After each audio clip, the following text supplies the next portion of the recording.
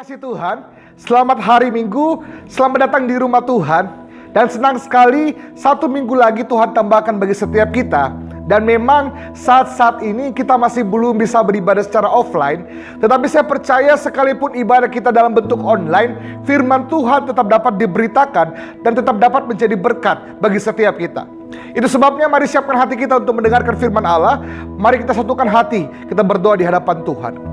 Kami percaya ya Allah, kalau hari ini kami berkumpul bersama-sama, sekalipun di rumah kami menyatukan hati kami untuk mendengarkan firman Tuhan. Kami percaya firman Tuhan yang akan kami dengarkan bukan hanya sekedar menginformasi kami, tetapi juga mentransformasi setiap kehidupan kami.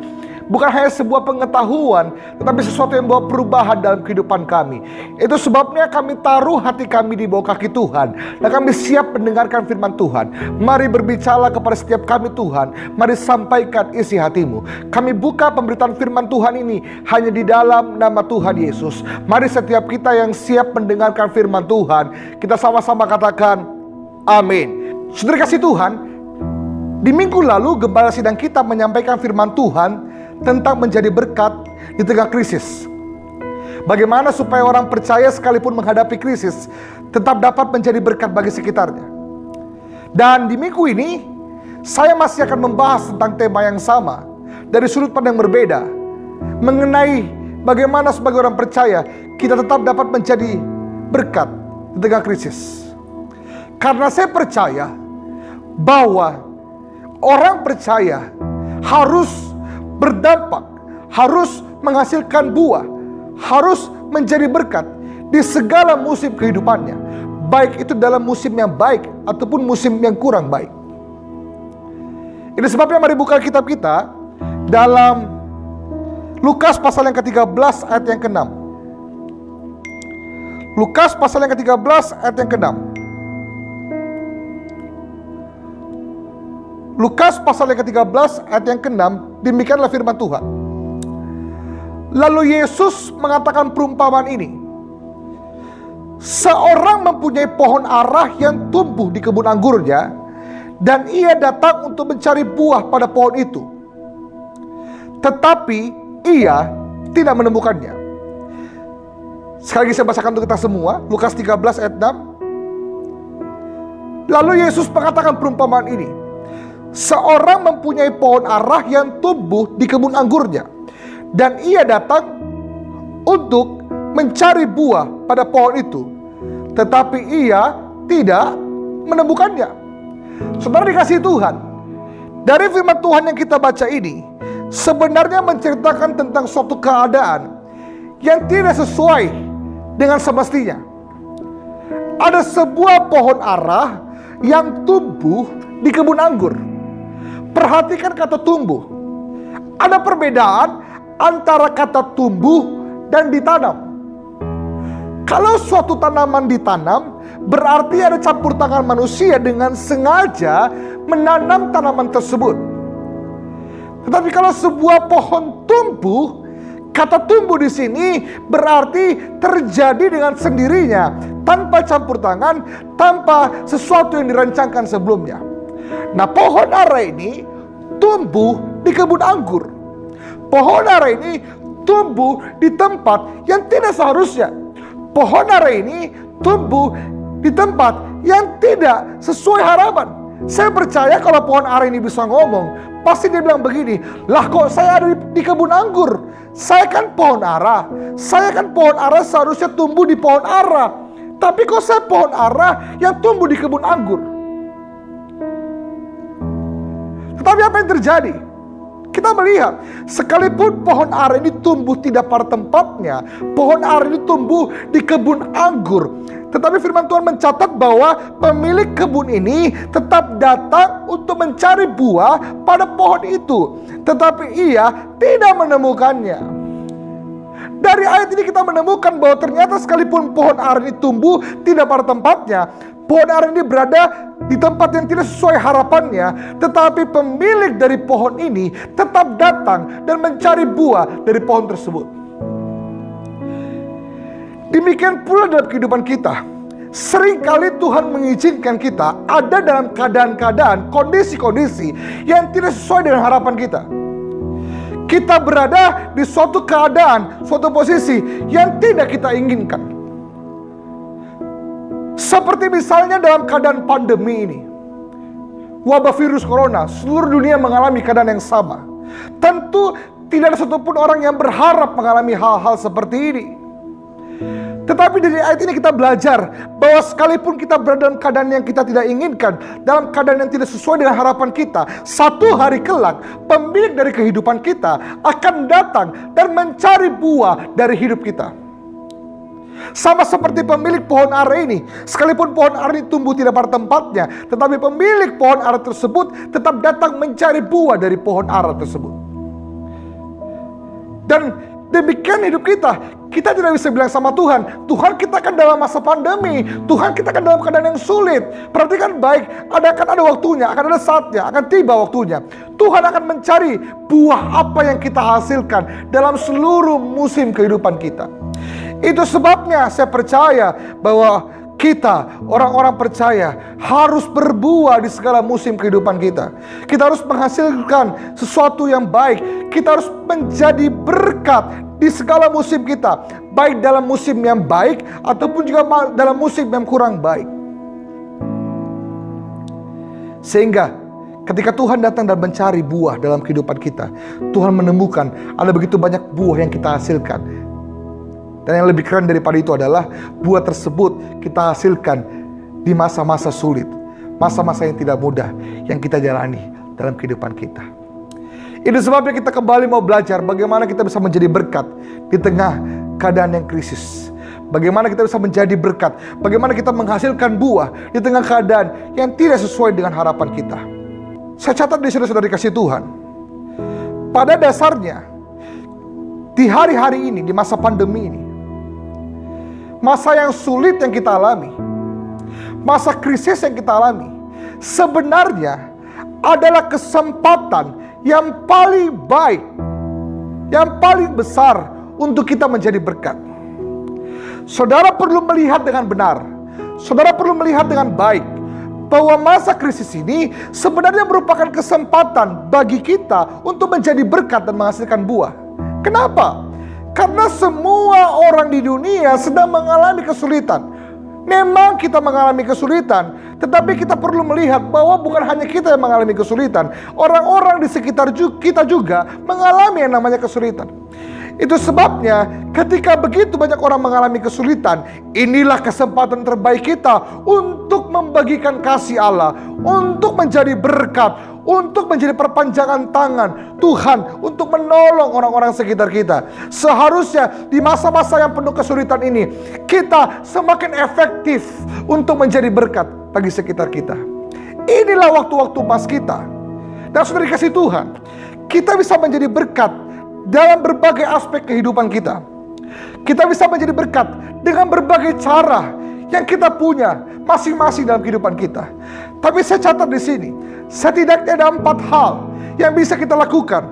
Ada 4 hal yang bisa kita kerjakan. Ada 4 hal yang dapat kita pakai untuk menjadi berkat di tengah krisis yang kita alami hari-hari ini. Yang pertama, kita bisa menjadi berkat tentunya dengan materi yang kita punya.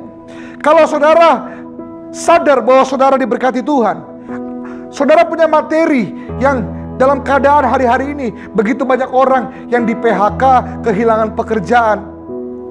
Tapi saudara, jangankan dipotong gaji, saudara pasti dapat gaji yang full, dan saudara merasa, saudara tahu persis bahwa saudara mendapatkan berkat materi dari Tuhan di tengah krisis ini.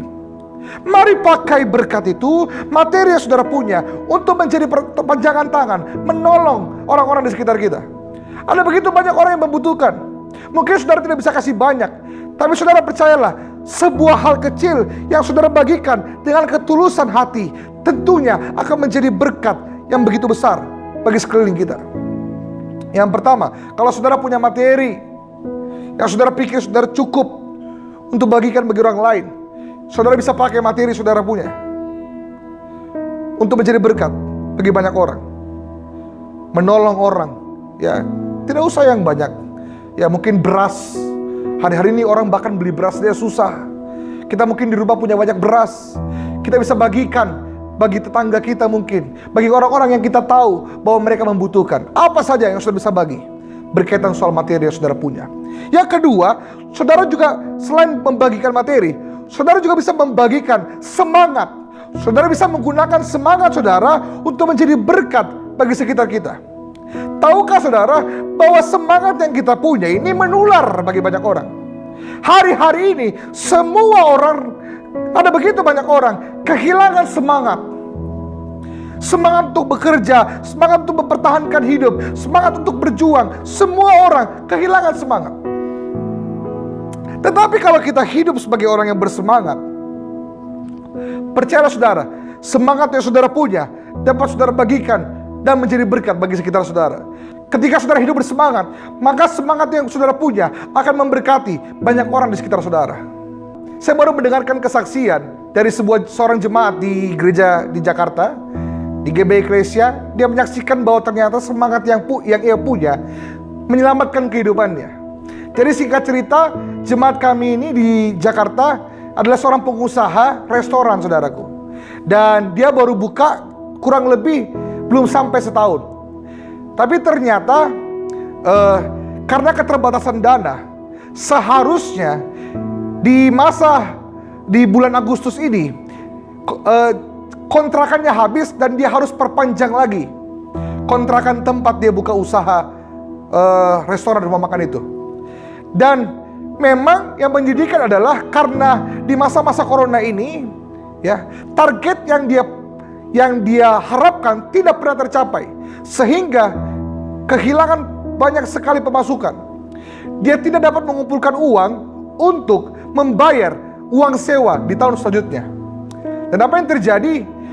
Memang di bulan-bulan ini tempat rumah makan itu sepi sekali, saudara. Tidak ada yang datang, tidak ada yang makan. Tetapi suami istri jemaat ini tetap bersemangat mengerjakan pekerjaannya. Ya, di bulan Agustus ini seharusnya dia meninggalkan tempat itu, kontrakan itu, karena waktu sewanya sudah habis. Dia sudah bilang kalau dia tidak mampu untuk melanjutkannya. Tetapi apa yang terjadi, sudah dikasih Tuhan? Di tengah keadaan dia bingung, dia belum ada dana untuk melanjutkan tempat sewa rumah makannya. Dia juga tidak punya dana untuk cari tempat yang lain. Kemudian ternyata pemilik dari tempat ruko yang dia sewa ini, saudaraku, datang ke rumah makannya.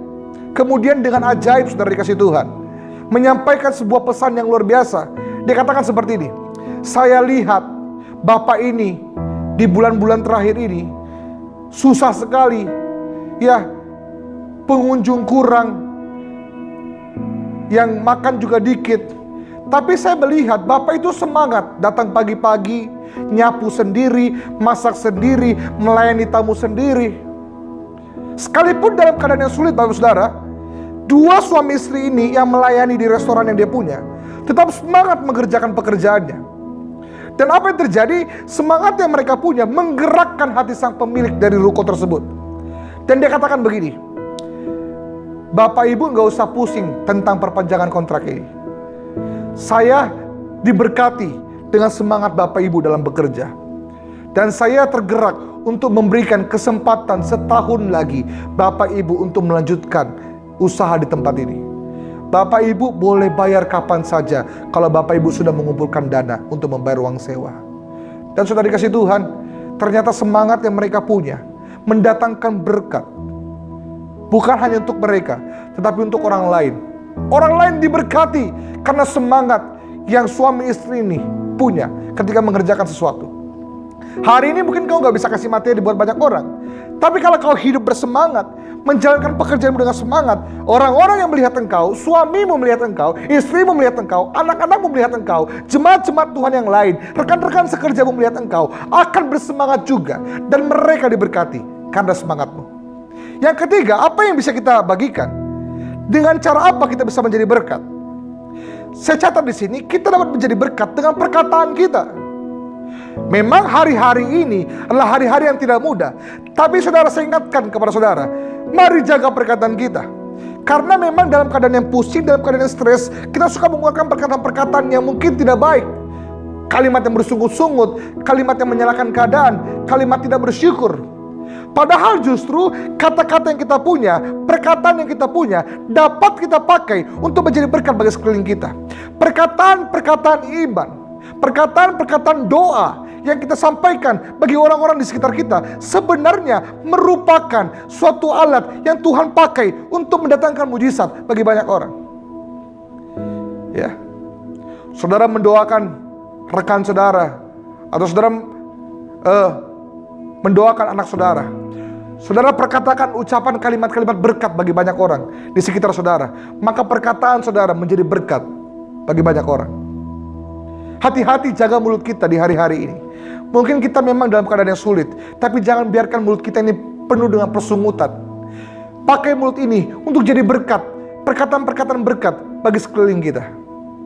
Dan yang keempat, saudaraku, saudara juga punya waktu yang dapat saudara pakai untuk menjadi berkat. Ya, banyak sekali orang yang di rumah hari-hari ini, kerja dari rumah, belajar dari rumah, dan sebagainya. Saudara punya banyak waktu, dan jangan biarkan waktu itu berjalan dengan percuma. Saudara pakai untuk menjadi berkat bagi banyak orang. Dengan cara apa? Saudara bisa pakai waktu itu untuk mendekatkan, membangun hubungan yang harmonis dengan sesama keluarga. Saudara main sama anak, saudara main sama saudara-saudara yang lain, kumpul keluarga dan segala macam. Ya, saudara bangun hubungan yang baik dalam anggota keluarga, sehingga waktu saudara menjadi berkat bagi anggota keluarga saudara. Saudara punya waktu lebih, saudara pakai waktu saudara untuk menanyakan kabar orang tua saudara, atau keluarga saudara, atau teman-teman saudara. Pakai waktu saudara untuk mendoakan orang-orang yang sedang ada masalah. Saudara punya waktu, dan pakailah waktu ini untuk menjadi berkat. Ya, ada banyak hal saudara yang dikasih Tuhan yang bisa kita pakai untuk menjadi berkat. Ya, setidaknya ada 4 yang saya sampaikan tadi. Yang pertama, materi yang kita punya. Yang kedua adalah semangat kita. Yang ketiga adalah perkataan kita. Dan yang keempat adalah waktu yang kita punya. Lalu kemudian pertanyaan selanjutnya, bagaimana kita dapat menjadi berkat? Bagaimana supaya kita dapat menjadi berkat? Ada 3 hal saya catat di sini. Bagaimana kita dapat menjadi berkat di tengah krisis? Yang pertama, kita hanya akan dapat menjadi berkat di tengah krisis ketika kita menyadari berkat Tuhan yang besar dalam kehidupan kita. Sadarkah saudara bahwa saudara itu diberikan berkat Tuhan yang besar? Ada banyak orang yang tidak seberuntung saudara hari-hari ini. Mungkin kalau saudara lihat di sekitar saudara, ada banyak orang-orang yang justru lebih sulit, lebih susah dari saudara. Sadarkah saudara bahwa kehidupan saudara yang saudara punya hari ini sebenarnya sekalipun mungkin dalam keadaan sulit ya, tetapi mungkin lebih baik dari ada begitu banyak orang yang tidak seberuntung saudara. Dan perhatikan baik, ketika kita sadar bahwa kita ini diberkati Tuhan luar biasa, maka kita punya dorongan untuk menjadi berkat bagi sekitar kita. Ketika kita sadar bahwa Tuhan itu mengasihi kita, Tuhan menjaga kehidupan kita, memelihara kehidupan kita. Oh, ada banyak orang yang mengalami keadaan yang lebih buruk, tapi saya puji Tuhan, saya masih dalam keadaan yang baik. Saudara, rasa syukur yang saudara punya akan mendorong saudara untuk menjadi berkat bagi sekitar saudara. Saudara membuka mata saudara dan memperhatikan orang-orang yang saudara dapat tolong. Yang kedua, saudara juga dapat menjadi berkat. Bagaimana kita menjadi berkat di tengah krisis? Kita dapat menjadi berkat di tengah krisis ketika kita berhenti hidup untuk diri kita sendiri. Orang tidak akan pernah jadi berkat kalau yang dia pikirkan hanya dirinya sendiri. Ya kan saya lagi susah pak, ya kan saya lagi dalam pergumulan. Yang dia pikirkan dirinya sendiri. Perhatikan baik saudaraku dikasih Tuhan. Saya mengalami seringkali justru Tuhan jawab pergumulan saya ketika dia pakai saya untuk menjadi berkat bagi banyak orang. Seringkali ada banyak pergumulan yang tidak bisa saya selesaikan, tapi justru Tuhan jawab pergumulan saya ketika dia pakai saya menjadi berkat bagi orang lain. Ketika Tuhan pakai saya menolong orang lain, di situ Tuhan justru menolong saya. Ketika saya berfokus tidak hidup untuk diri sendiri, tapi hidup untuk orang lain di sekitar saya, di situ Tuhan menjamin kehidupan saya. Saudara ingat peristiwa tentang Yesus memberi makan 5.000 orang. Bayangkan, perhatikan baik, ada 5.000 orang, itu baru laki-laki sudah dikasih Tuhan. Begitu banyak orang yang kelaparan pada saat itu. Ada krisis makanan saat itu, karena 5.000 orang ini perlu diberi makan, dan pada saat itu tidak ada makanan. Hingga ada seorang anak kecil yang bawa 5 roti 2 ikan. Kalau mau dipikir-pikir, seharusnya 5 roti 2 ikan itu hanya cukup untuk dirinya sendiri. Ngapain dia kasih 5.000 orang? Gak bakal cukup. Kalau makan sedikit-sedikit juga gak bakal kenyang. Ya paling cuman mengotori bibir saja. Tetapi perhatikan baik, seorang anak kecil ini tidak hidup untuk dirinya sendiri. Anak kecil ini membawa apa yang dia punya untuk memberkati banyak orang, untuk memberkati orang lain, membawa apa yang dia punya untuk diberikan bagi orang lain. Sehingga dengarkan baik, sebuah pemberian kecil ketika diberikan dengan ketulusan di tangan Tuhan menjadi berkat bagi banyak orang. 5.000 orang makan kenyang karena ada seorang anak kecil yang tidak hidup untuk dirinya sendiri. Yang ketiga, saudara kasih Tuhan, bagaimana supaya kita bisa menjadi berkat di tengah krisis adalah tentunya mendekatkan diri kita kepada Tuhan. Saudara dikasih Tuhan, semakin saudara dekat sama Tuhan, semakin saudara intim sama Tuhan, maka Tuhan akan menunjukkan kepada saudara hal-hal apa saja yang harus saudara lakukan. Semakin saudara membangun hubungan yang erat sama Tuhan, seharusnya kita semakin peka apa yang Tuhan ingin kerjakan dalam kehidupan kita. Pasti ada saja Tuhan yang ingin Tuhan kerjakan melalui kita. Ketika kita semakin dekat dengan Tuhan, maka kita akan semakin sadar bahwa ternyata apa yang Tuhan lihat melalui kita dapat kita lihat di sekeliling kita. Ada begitu banyak orang yang membutuhkan pertolongan, dan kerinduan Tuhan adalah melalui kita dipakai Tuhan untuk menjadi perpanjangan tangan, sehingga di sekitar kita, orang-orang sekitar kita bisa mengalami berkat Tuhan. 3 hal sudah dikasih Tuhan, bagaimana kita dapat menjadi berkat di tengah krisis. Yang pertama, menyadari berkat Tuhan dalam kehidupan kita. Sadari bahwa kita ini diberkati Tuhan luar biasa. Dan marilah kita juga menjadi berkat bagi sekitar kita. Karena kita diberkati untuk menjadi berkat bagi sekitar kita. Yang kedua, kita tidak hidup untuk diri sendiri. Kita hidup bagi orang-orang sekitar kita. Kita hidup bagi orang lain. Karena ketika kita hidup bagi orang lain, maka kita percaya Tuhan akan pelihara kehidupan kita. Yang ketiga, kita mendekatkan diri kepada Tuhan. Karena ketika kita mendekatkan diri kepada Tuhan, kita akan tahu apa yang Tuhan ingin kerjakan melalui kita bagi orang-orang sekitar kita. Saudara kasih Tuhan, saya mendorong setiap kita untuk mulai sadar dan punya kerinduan untuk menjadi berkat di tengah krisis yang ada. Percayalah saudara kasih Tuhan, ketika hati kita rindu menjadi berkat bagi orang-orang di sekitar kita, maka Tuhan sendirilah yang akan menjamin kehidupan kita.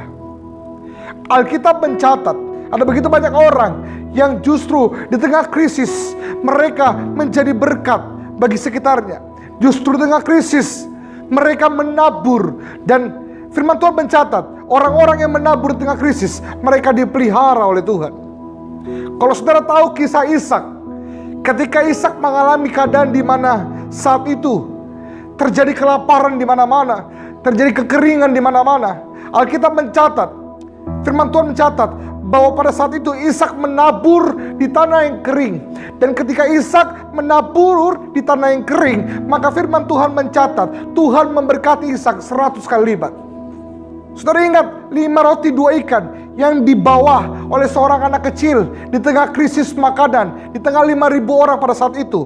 Sebuah hal kecil yang dibawa kepada Tuhan dengan kerinduan, ketulusan hati, Tuhan pakai untuk memberi makan 5.000 orang. Karena seorang anak yang memberikan sesuatu untuk menjadi berkat bagi banyak orang. Saudara ingat janda Safrat? Janda Safrat yang hanya punya segenggam tepung dan sedikit minyak, yang bahkan untuk dirinya sendiri mungkin tidak cukup untuk mempertahankan kehidupannya. Tetapi segenggam tepung dan sedikit minyak yang janda Safrat punya kemudian dipersembahkan, diberikan untuk menjadi berkat bagi orang lain. Maka kita mencatat tepung dan minyak yang janda Safrat ini punya tidak habis. Tidak habis-habis. Karena ada kerinduan untuk memberikan, untuk menabur di tengah krisis. Saudara lihat sekitarmu hari ini. Apa yang bisa kau tabur untuk memberkati orang-orang sekitarmu? Percayalah bahwa ketika kita menabur di tengah keadaan yang krisis, ketika kita menabur dengan hati kita yang rindu memberkati sekitar kita, maka Tuhan yang akan menjamin kehidupan kita. Tuhanlah yang akan mencukupi segala kehidupan kita. Tidak akan ada orang yang menjadi miskin karena memberi. Tidak akan ada orang yang hancur hidupnya karena menjadi berkat bagi sekitarnya. Saya berdoa supaya firman Tuhan yang saudara dengarkan hari ini bisa memberkati saudara. Mari kita sama-sama menjadi orang yang mau menjadi berkat di tengah krisis yang ada. Tundukkan kepala kita berdoa. Terima kasih Tuhan, kami percaya firman Tuhan yang kami dengarkan menjadi berkat dalam kehidupan kami, menjadi rema, supaya kami rindu Tuhan di tengah keadaan yang krisis ini. Kami boleh menjadi berkat bagi sekitar kami. Kami boleh Tuhan pakai untuk menolong, untuk memberkati sekitar kami Tuhan. Terima kasih Tuhan yang baik. Kami berdoa dan kami akan terima berkat firman Tuhan ini di dalam kehidupan kami. Tuhan berkati setiap jemaat-Mu Tuhan yang mendengarkan firman Tuhan ini. Setiap kami dalam keadaan yang sulit, Tuhan mampukan untuk memberkati sekitar kami. Kami berdoa dan ucap syukur di dalam nama Tuhan Yesus. Mari sama-sama kita katakan amin. Terus berkati.